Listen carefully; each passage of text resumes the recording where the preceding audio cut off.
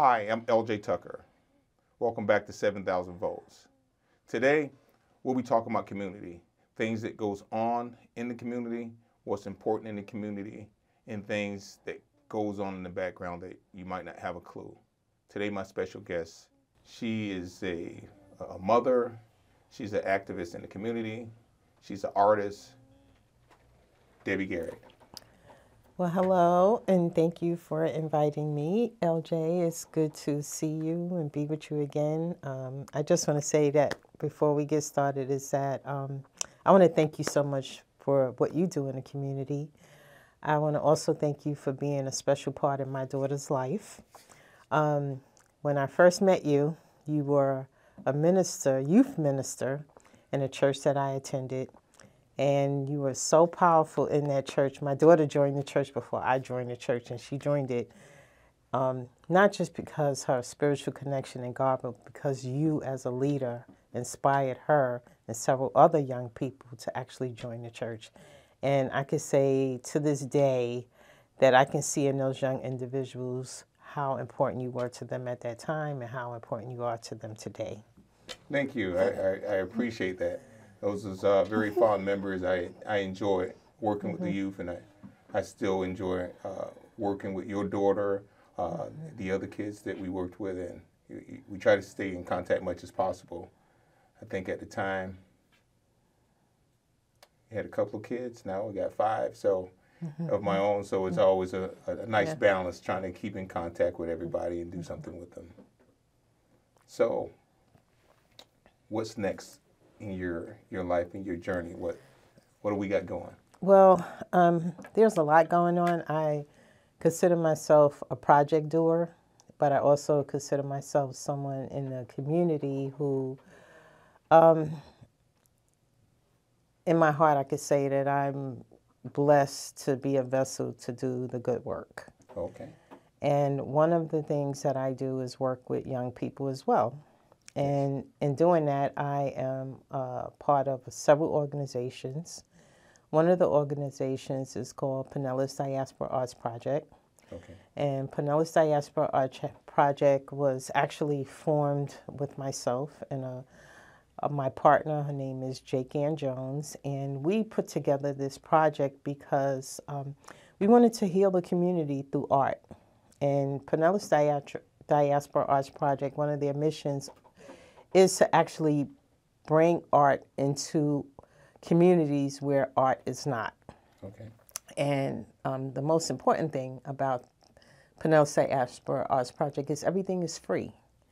And so we do go out and we are 501c3. We are determined to get grants to help facilitate our projects.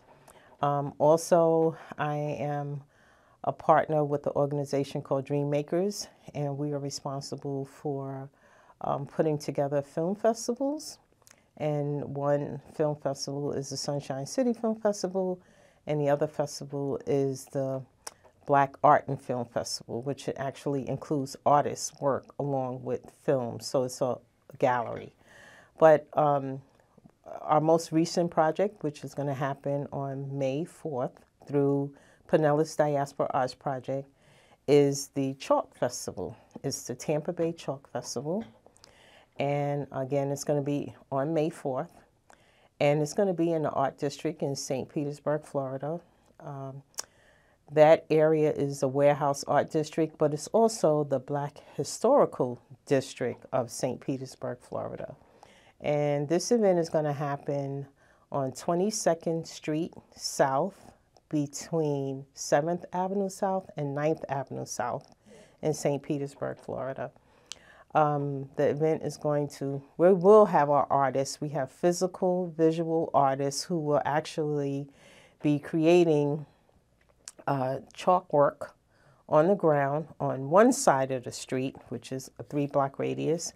And then on the other side of the street is going to be a whole children's zone. So we're really excited about that.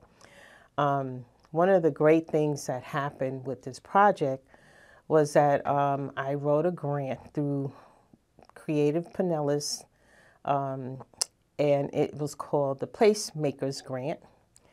And we were fortunate enough to be granted with $10,000 to make this actual event happen.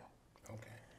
And I could talk forever, but I do have to say that there's a lot of important values to this event, because the theme for this event is environmental consciousness. And what we're doing is we're breaking the stigma that the BIPOC community is not aware of taking care of the environment. So we are proud to say that our partners and sponsors in this is one, the Suncoast Sierra Club for Tampa Bay is one of our sponsors. We also have the National Endowment of the Arts is one of our funders as well. And we also have Pinellas Community is also one of our funders. And we have other funders as well as partners like the Factory. Also, we have the Florida Fairgrounds. And so we had a great response to this event, as well as in-kind gifts that are coming in for materials and so forth. We're proud to say that this is our second annual event. This year we're able to pay our professional artists, which would uplift and elevate the project. We also have Baycare Health Systems is going to sit with us and bring nurses out that's going to do wellness projects. So it is a plethora of organizations coming together to help us with this event. It's also an ongoing event, so after the event, we have an opportunity to interview the artists individually. We also have a filmmakers crew, Dreammakers Productions, that's going to come out and document this event. We have a radio station. We have iHeart radio station that kind of just reached out to us and said that they would be willing to tent with us for the day. So we're really excited about what's going to happen on May 4th in St. Petersburg. Well, I'm excited as well. I'm excited to bring my kids, and I know your daughter's an artist. She works for Salvador Dali, but I was proud to say that I was able to get Salvador Dali Museum to partner with us on this event without going through her avenue. So she was kind of shocked when she found out. She was like, wait a minute, I got an email that came through saying that we're going to be working the chalk event with you. And I was like, yes, and I'm happy that I didn't have to ask you to help me out with that.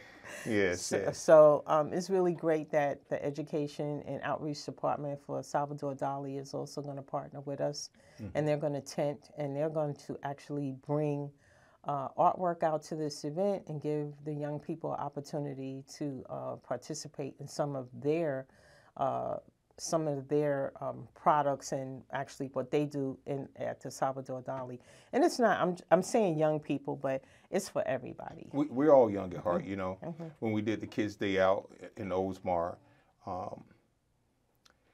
it was a free event as well. Mm-hmm. And we had reached up to attendance where it was over 5,000 people. We did free manicures for girls, free haircuts for the guys, but we're all young at heart, so we're all somebody's kid, and so that's what that event really represented. So we just, it's a time to enjoy yourself, mm-hmm. but most importantly, is done for the right reason. This event is not put on just from knowing you and knowing what you represent. It's almost like we cut from the same cloth. We're not there to see how much money we can make.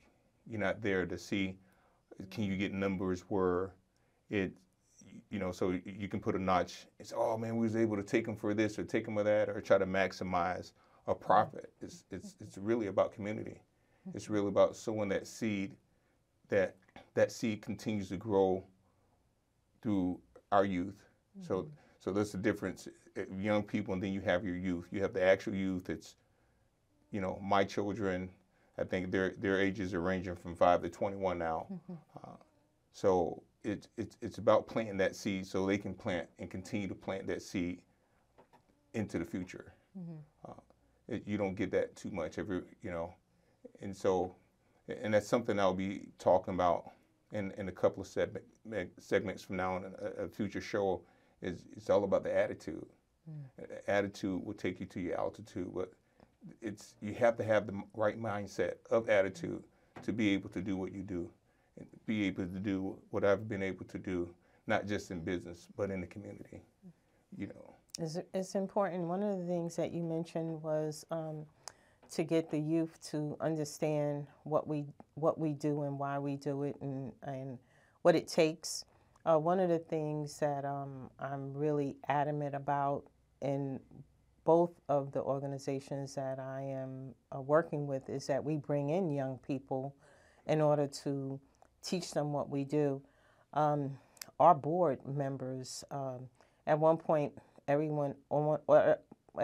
most of our board members were older adults. So now we actually have some young people who we are teaching how to be board members and how to structure an organization, and also how to create programming, and also to give them the blueprint on how to get a street closure, how to work with the police department in order to get coverage for the day, and how to make them a part of the event instead of a threat to a community, but how to make them partners in a community.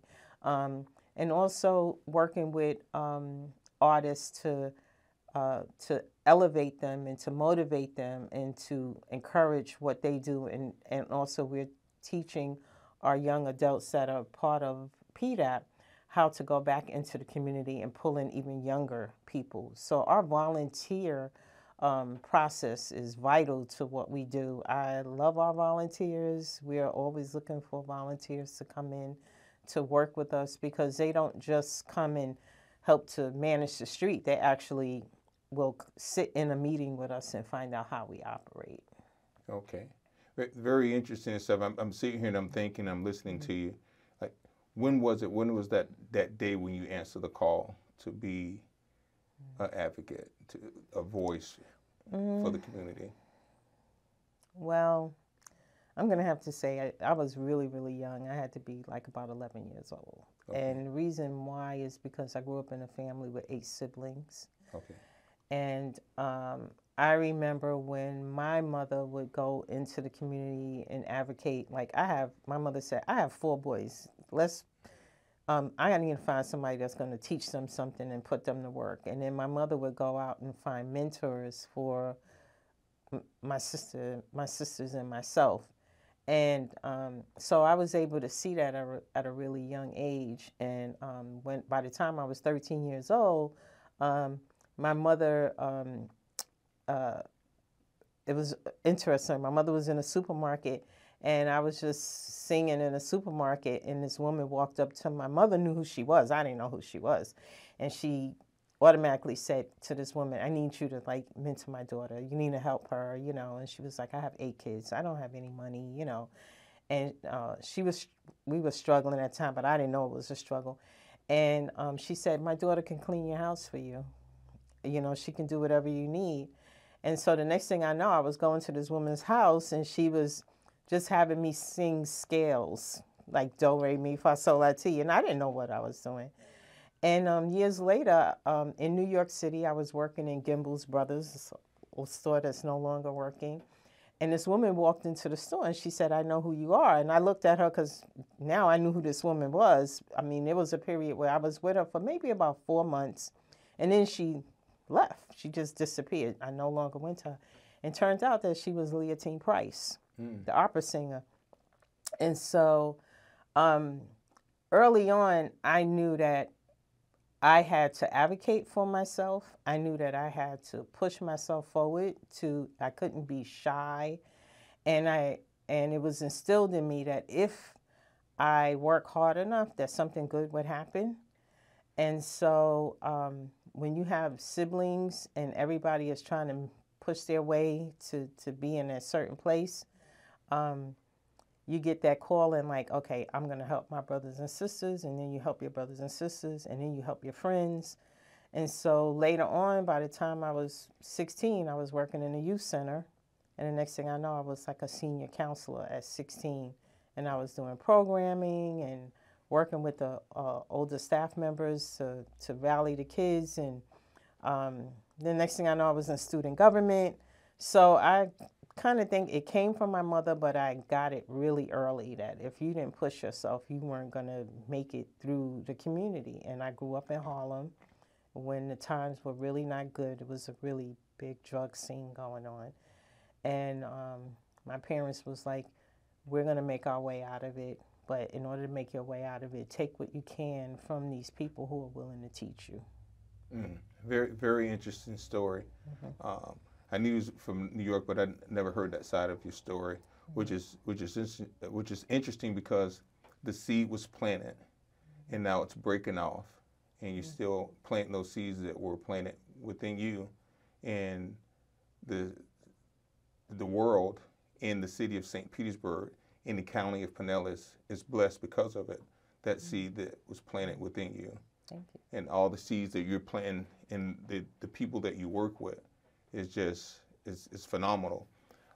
The seed that you've planted in your daughter, Joy, I'm going to share some stuff that she made some art. I took pictures of her art. I got a frame of a piece of her art in my office, but she also made me some stuff out of bronze that's in my office, on one of my shelves in my office, and which is amazing because she's able to do what she does here in life because of those seeds as a mother that you've planted within her.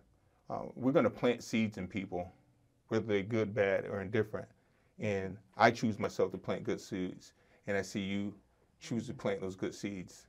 And there's a book it's a series book, but there's a book, it's called The Good Egg or The Good Seed, and my son David loves that book. He loves that book because that's what it's about. It's the good seed, the bad seed. It comes of caution. What seeds do you want to plant? Speaking of Miss Joy Garrett, very, very, very talented daughter of yours. In fact, this is one of the pictures she did when she was at Gibbs High School for a piece of art. And maybe you can explain this piece of art because I know you've probably seen her make this. She did a series of sculptures, and each sculpture is an emotion. And so I believe this is one of 12. And this is the part of her college portfolio piece. And thank God, as a result of it, she was able to get scholarships and became a graduate of SCAD, Savannah School of Art and Design. And so this is part of her sculpture series. And she did, in different mediums, she did clay. She also did some were glazed, some weren't glazed.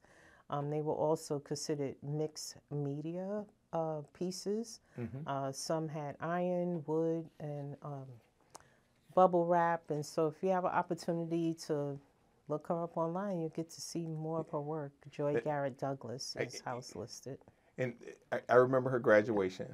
It was in Atlanta, correct? Yes. And it was very nice because the guest speaker was Oprah Winfrey that day. Yes, and that was a surprise. Nobody knew. That was we were very surprised and shocked, but we didn't understand why we didn't get programs as we walked in the door, and the reason why is because they had them under the seat, and then they told everybody to pull it.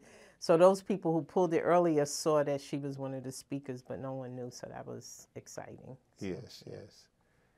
And this is a heavy piece. It's got to weigh about 10 to 12 pounds that she made for me. And I believe this is bronze. Yes, it is. It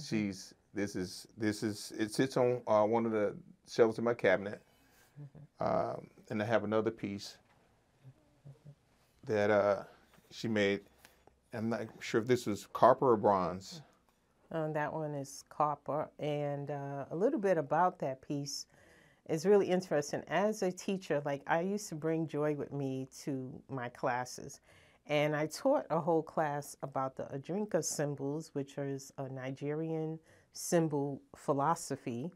And I never thought that she paid attention. Well, part of her thesis was to create art pieces with the symbols in their philosophies. And so one of the most popular symbols is called Sankofa. And Sankofa is a symbol with two cranes, one with the head backwards and one with the head forward. And she used that symbol in a lot of her work. And it means it's not taboo to take from your past so that you know where you're going in your future. Hmm. So each one of those pieces have a significant symbol and significant meaning. It is a philosophy, an African philosophy. And she took those pieces and actually created art that I've never seen before. Hmm. And that was part of her thesis work. She works at the Dolly Museum now, don't she? Yes, she works in the education and outreach program, Mm-hmm. and they're actually doing really great work by bringing art into youth centers. Okay. And I'm proud to say that because both of us are somewhat in the same field, we get to know a lot of the same artists, which is really great. So Joy was able to get a collective of artists to actually do artwork in youth centers. And one of the great projects that she did was part of the summer program was they brought youth into the Salvador Dali, and the youth created these art pieces. And then she took the symbols and art pieces that the children used and was able to get professional artists in the community. And one of the artists' names is Zulu. He's a muralist, to actually paint murals in the youth centers where the children came from, and they incorporated the artwork of the children into the murals. So now when these children go into their youth centers, they see their actually artwork on the walls. And that was a really great program that ran for a couple of months. And she was able, well, the Salvador Dali was able to give back to the community by actually supporting some of the artists in St. Petersburg, Florida. So that was a really great project. Yes, yes. And the most important, as the kids grow, that seed will start to blossom, and they'll go back and see their work. And that's it not only is it impressionable, but it's important because now it gives them a sense of purpose, Right. and it gives them an alternative outside of social media and the stuff that they see on the screens all the time. So I'm a big advocate for youth when it comes to that. So they understand that Right. there's purpose out there for them outside of the illusions that they see on TV. And it's interesting that you say that, because one of the other components that we are looking at with the Chalk Festival is to have a conversation with the young people that day about physically getting out and doing artwork in the community instead of physically sitting on their cell phones and watching TV all day. It's a day where you should come out, express yourself, you get grounded. And what's exciting about the project is that the professional artists are going to let the children work on their pieces. So it's a collaboration. And I think what happens is because art is physically important, psychologically important. Of course, regarding colors and being able to deal with colors for instance, dealing with the color blue and dealing with the color red, and thinking about the science behind that and how it actually triggers the left and right side of the brain to have a certain balance, how important that is. So we're not just putting on a festival, but we're also looking at how it is going to help our community become better educated, and also to help them balance what they do in school. Art is so important to the sciences, to geometry, and so we're bringing back what was taken away from school, which we think was vital in our students' learning. We know they lost so much during COVID, so everybody's trying to catch up. But it's so important that art is brought to the community in different ways and in unique ways. And to add to that, they say it takes a village to raise a child. I know I have different gifts and talents. My wife, Adele, she has different gifts and talents. And I don't think art is one of them. But what I am going to say, from the seed that was planted in you, you planted in your daughter. And by us being able to mentor and work with your daughter, she worked with our daughter who's into art, that she can make things out of a cardboard box or a piece of toilet tissue. And not only does she makes these things, her siblings makes these things. Anytime we buy something out of the box, like, can we keep the box? You'd be like, go ahead. And the creations that they make is just unbelievable. Last night, in fact, I came home and I looked over on the buffet. I said, great, I'm going to have me a little Debbie cake. I went over to grab the box that was empty is because they was using it for a different project. I was like, man, I said, you got me, and they got a big laugh out of it. But even down to David, my youngest one, they're always coloring or doing something, trying to draw inside the lines to be on the creative side from a seed that was planted through your mom to you, to your daughter to my daughter to her sister and her brothers. And it's great that you can acknowledge that, because from that becomes architects. Yes. And that's why creativity is so important. One of my brothers, he was into models, and he would, when he ran out of materials, he would make his whole Starship Enterprise plus the galaxy out of nothing. And now he is a commercial artist, and he worked for Coca-Cola for many years, and now he's his own businessman. And so he actually travels all over the world, and he does art in hotels and that sort of thing. So it's not just the craft itself, but you're also learning how to construct a business. You're also learning about form and space. You're also learning about dimensions. And a lot of our children, when they're building, they're working in fourth dimensions, because they're also creating a space for themselves. So it is a science behind it. I'm curious to see what's going to happen to David in a couple of years when he starts to take this information, and when he starts to take state tests like BEST tests and FAST tests, which are required by Pinellas County school systems. A lot of the questions on those tests ask, if you had a building structure this way, or it'll give you a whole story about how this building is functioning. It will help him to understand how to answer those questions. I remember this, probably last thing.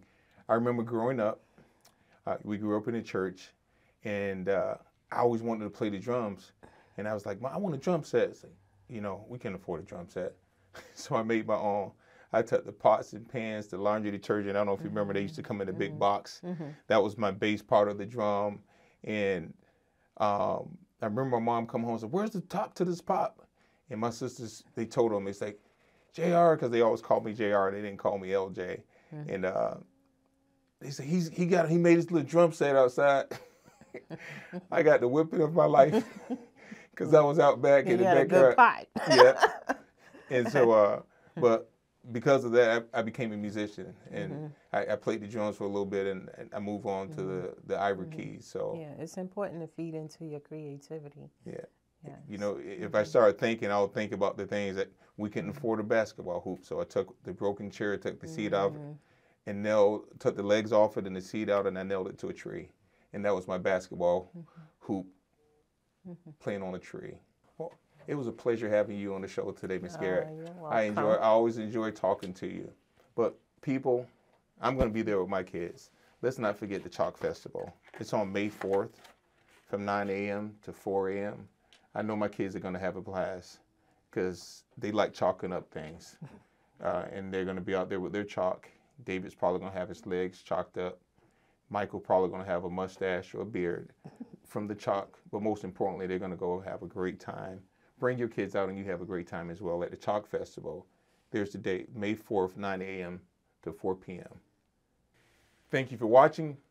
Thank you for listening. Like, comment, and subscribe. Follow us on Facebook, Instagram. Visit me on my website at ljtucker.com. And don't forget, my book will be coming out pretty soon. 7,000 Volts, Living an Electrified Life. Have a great week. Have a blessed day.